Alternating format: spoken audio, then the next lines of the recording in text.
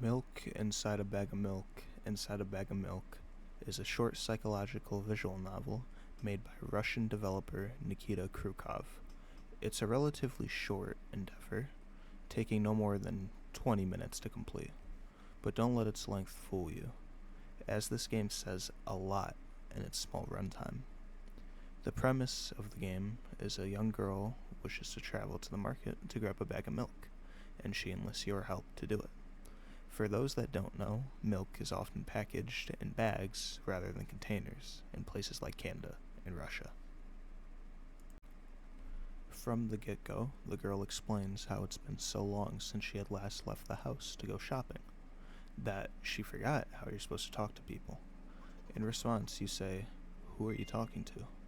Then the girl promptly explains how she's imagining herself as a visual novel character, and she tells how the pressure of knowing someone is reading her thoughts makes her more obliged to complete her task correctly. After that, the girl begins practicing a greeting, fails, then promptly gets frustrated. It's at this point you comfort the girl and help her nail down her greeting. This concept of helping the girl persists throughout the game. However, sometimes you get the option to be quite rude to the girl, even calling her stupid or an idiot. After some more banter, the two of you head to the store. On arrival, the girl immediately encounters this strange humanoid creature that keeps saying the letter O. The girl, confused, says, "What?" In response, the creature says, "Oh?" The two keep going back and forth until the girl finally musters up the courage to say, "Oh," back. This makes the creature promptly leave, or well, crawl away, as the girl puts it. After retrieving the bag of milk, the girl makes it to the register and is faced with yet another creature of some sort. The girl asks for the bag of milk, and in response she gets a cold "no." The girl begs, still being faced by cold declines. It's at this point we chime in and tell the girl she has to pay for the milk. Realizing her mistake, she promptly pays, and the two of you exit. On the way back, a supposed bear barrels past the girl with its big red eyes visible as it departs. The girl explains her contempt when you gently inform her that the bear was a truck, and she nearly died. Seemingly unfazed, the girl brushes it off, and the two of you continue. After some banter, you get the option to tell the girl if she realizes it's all in her head, to which she denies it and claims the pills don't even work anyways. If you persist to question her, she begs you to stop, and to just continue on home, as she tried her best, but she can only do so much. If you still persist, the game ends prematurely, and the girl says, "I guess you weren't a help, and how she'll have to try something different next time." Rewinding back, if you choose to stop pressuring her, eventually she will begin a small, heartfelt monologue to you. The girl explains how she is completely aware that she's been going crazy, that the medications have stopped working long ago. She explains how these days she even has trouble just distinguishing letters and words. She says she'd rather not say her diagnoses, and she'd rather you just see her for who she is. If it weren't obvious already, the girl says outright how she knows she made you up in her head, but please, at least let her have this. The girl says how after a certain incident, all she sees is blood everywhere, and she's pretty much forgotten what other colors look like besides red. The girl reminisces more and more about her deteriorating mental state. She explains how she's not surprised at your interest in her past, as she's just talking to herself anyways, so it was bound to come up. The girl then goes on to explain how her dad died via suicide when she was young, and since then and now, there's a huge empty gap in her memories. The girl tells us how today was the first time in a long time she was able to buy something from the store without incident. And she doesn't know why pretending to be a visual novel character helped, but she thanks you for reading her thoughts and interacting with her. After this scene, the girl makes her way back home, interacts with her mother, goes to bed, and the game promptly ends.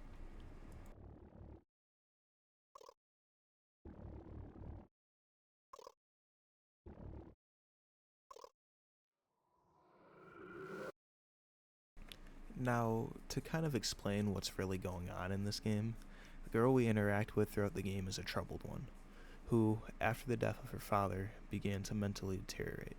To combat this, she tried multiple medications, none of which seemed to help all too much. The girl wishes to go to the store to get milk for her mother, but due to her mental illness, this seemingly simple task becomes an extremely difficult one, so she employs multiple strategies to make it easier. Firstly, she pretends she's in a visual novel. In doing this, she feels more inclined to not screw up, as she knows someone is watching her. Secondly, she creates someone to keep her in line. You. Every line of dialogue and every choice you make isn't actually you. Instead, it's all in her head, as she admits later on. This makes all the time you can be mean to her even more painful, as it's not you saying those rude things, it's her. Going back to when the game ended prematurely, due to you pressuring her to admit none of it is real, the girl says how she really tried her best this time, but still you were no help. What this means is that this time she went to the store, failed like the other times, and the method of pretending that she was talking to someone and that she was a visual novel character didn't work, and how she'll have to come up with something else next time. This is all the more depressing when you look at one of the one-off lines in the beginning of the game, where she says this is her 19th time trying to go to the store. If we loop back to the store segment where those creatures appeared, with the context we have now, we realize those creatures weren't creatures at all, and were really just regular people. But that's how the girl perceives them. She even admits in a line later on that she believes they're actually scared of her. Us seeing her perspective of other people isn't the only thing we see. In fact, everything in the whole game we see is from her diluted perspective. This also explains the shades of red in the game, because as she stated previously, since her dad died, all she can see is the color red. All in all, this game is truly a masterpiece. In it, we see the struggles of a young mentally ill girl who struggles ferociously with what are simple everyday tasks for us. It truly makes you sympathize with her, as she's not ignorant to her miserable existence. In fact, she's brutally aware of it, and tries her best to dilute it with different mentally taxing methods, so she doesn't succumb to the Herculean weight pressed onto her psyche. It truly is a beautiful representation of mental health struggles and how brutal it is to live with them. In this short synopsis, I did skip over a handful of details and little connections throughout the game, and I highly implore you to buy the game and experience the life-altering philosophies it could instill in you. It's only $2 on Steam, and I really could not recommend it more.